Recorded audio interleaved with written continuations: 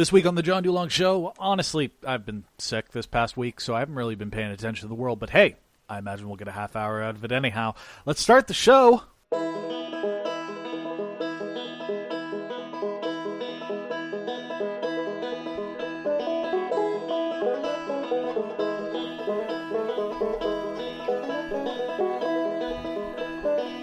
Well, it's the answer to life, the universe, and everything. It is episode 42 of the John DuLong Show. Welcome, welcome, welcome to another episode of the Friday afternoon Fun Times Friday afternoon fiesta. Hope that you're having a great one. Come on in, take a seat, sit down. My name is John DuLong. I'm so happy to have you here with me as we go through yet another week in the life. This show, just kind of like a personal journey, kind of an entryway into my mind and my thoughts on the world. And honestly, like I said at the top of the show, I'm actually kind of been disconnected a little bit this week, a little bit more than normal. Normally, I try and keep my finger on the pulse of what's going on in the news and all that sort of stuff. I have been pretty sick. Woke up this weekend with a bit of an earache, a little bit of an ear infection brewing, and I've been dealing with that for the past few days. So, just kind of getting out of it just as we speak. So I don't know. It's been a bit slow going. I've been spending most of my time trying to get some sleep. Just in between bouts of taking ibuprofen and eardrops. But I survived it. Coming out on the other side, things seem to be. I don't have 100% hearing yet in the old left ear canal, but I've done away with most of the pain, which is nice. So, yeah. I think things are going to look up, which is good. As you're listening to this, I'm looking forward to some stuff that's coming up over the next few days. Going to be going out to drive-in movie theater on a little pop-up drive-in movie theater on Saturday to go see the Solo movie, Han Solo movie. Actually, I haven't seen that yet. Didn't catch it in theaters just because my schedule didn't really allow for it, which is kind of what happens when you have effectively two full-time jobs and going to work and school. So I didn't get a chance to see that one in theater, so I'm looking forward to catching that as this little pop-up drive-in situation. Also, Monday is Liverpool is playing Crystal Palace. It's also my birthday, so I'll be checking that game out as a little birthday treat to myself. Hey, Liverpool did pretty well last weekend. 4-0 victory against West Ham to start off the Premier League season. I'm not too unhappy about that. I'm not mad. I got a friend of mine who's in my class, and she's an Everton fan, and she said, "Oh, your season's off to a good start." And I said, "I ain't upset." Of course, at that point in time, I was gripping a couch in a bit of pain due to the old earache, and couldn't stand up because I was pretty dizzy. But I was pretty happy to see the Reds pull out that 4-0 victory. So, Crystal Palace, here's the thing about Crystal Palace. It's my birthday, for one thing. Crystal Palace is kind of a bit of a bogey team for Liverpool. And history has shown us when Liverpool plays one of our bogey teams on my birthday, it doesn't go well. I believe the last time that we played on the 20th was 2-0 loss to Burnley at home. I believe it was Burnley. It was not a good day, but this is a different Liverpool team, so hard to say what'll come of it. I'm hoping for a Liverpool win as a birthday gift to me. The other thing I'm looking forward to that's coming out today, as you're listening to this, of course, I haven't seen it because I live in the past. You're hearing this. I'm recording this in the distant, not so distant past, the near past, I guess. The debut on Netflix of the new Matt Groening joint. Of course, Matt Groening, the creator of The Simpsons and Futurama. The new Matt Groening joint, Disenchantment. I was reading a review for this on Vulture. Doesn't look like it's that well received so far. I'm looking forward to it, though. I think it's a fun setting for sort of Simpsons, Futurama, sort of bent on humor. It's kind of taking place in sort of a fantasy world, where happily ever afters exist. I think that there's room there for it to be fun. I'm not too put off by this, somewhat negative review. I'm not sure if this reviewer has seen the entire season. Sometimes these things do take, particularly I find on Netflix, they do take a couple of episodes to actually get their voice down pat. The first couple of episodes tend to be just sort of establishing characters, establishing tropes, establishing what the relationships are, and sometimes the actual episodes sort of feel a little bit like, oh, okay, well, I've seen this done better elsewhere, but it's just a matter of just like, okay, here's the groundwork of like who everybody is and who they are to each other. Now let's start doing something exciting with it. And I'll tell you what the best example of that was. It was BoJack Horseman. Now, if you've never watched BoJack Horseman, you wrote it off after the first couple of episodes. I got to tell you, give it another go. Because the thing with BoJack Horseman is the first few episodes, they're kind of like, oh, look at this. We're in this wacky world where there's, a man-sized horse and man-sized dog and, man-sized animals all over the place. And it's MSNBC SEA. And it's the, Keith Olbermann is a beluga whale. And like, haha, isn't that clever? And, we're going to have like these pretty, like, almost Family Guy light sort of plot lines. Then it takes a sharp turn into dealing with the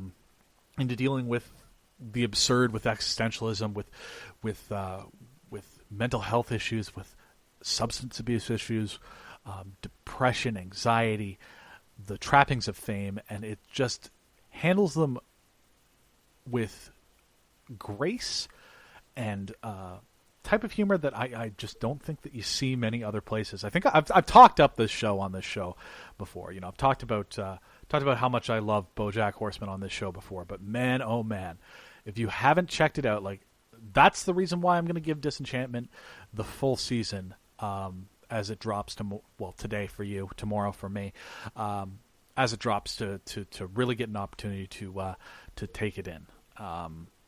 I'm going to give it the full season before I give my verdict. And you know what? I'll have my verdict for you this time next week. In any case, we'll take this little musical break, and on the other side, we're going to talk about a couple of stories that have popped up this week in the world of professional wrestling. We're going to be talking about CM Punk, and we're going to be talking about Dave Meltzer and body image issues. Feels like a good topic. Right after this.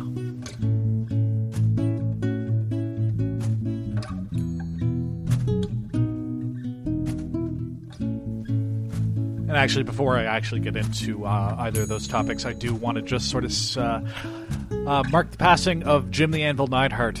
Jim the Anvil Neidhart was one half of the original Hart Foundation, of course, teaming with Bret the Hitman Hart, real Canadian royalty. The big Anvil passed away this week, and that's a real shame. To me, the Hart Foundation, I think I talked about this when I had Luke on the show.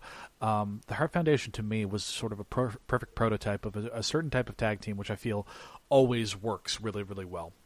And that's the big guy, little guy dynamic. Hart, slightly smaller. He's not a tiny man by any stretch of the imagination, but smaller in the broader sense in terms of the world of professional wrestling, is a land of giants. And you had big Jim the Anvil Neidhart. I guess the way that Stu Hart, Bret's father, used to put it is, the big rhino there.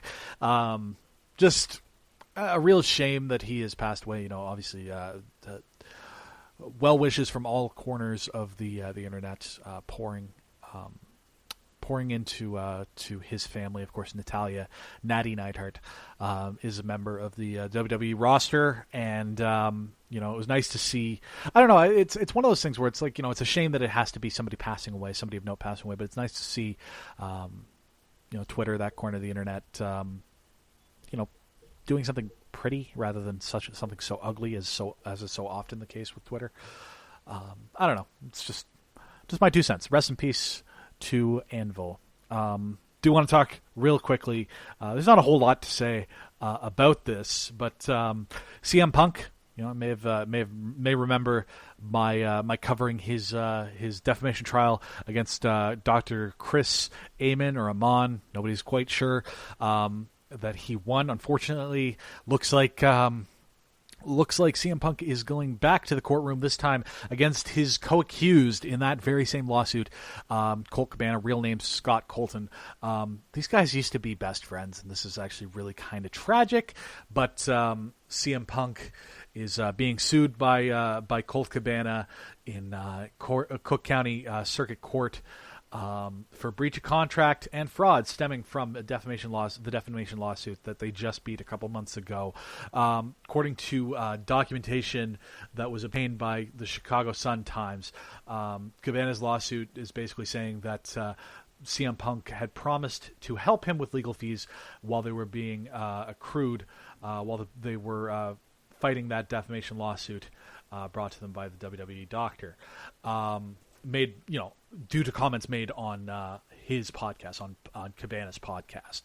So Punk and Cabana were both cleared in the lawsuit, but it comes down to it that Cabana accrued legal fees in excess of $513,000.